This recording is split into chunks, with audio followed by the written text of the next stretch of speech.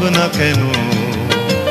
আমরা তোমার শান্তি প্রিয় শান্ত ছেলে, তবু শত্রু বেলে অস্ত্র হাতে ধরতে জানি। তোমার ভয় নেই মায়া, আমরা প্রতিবাদ করতে জানি।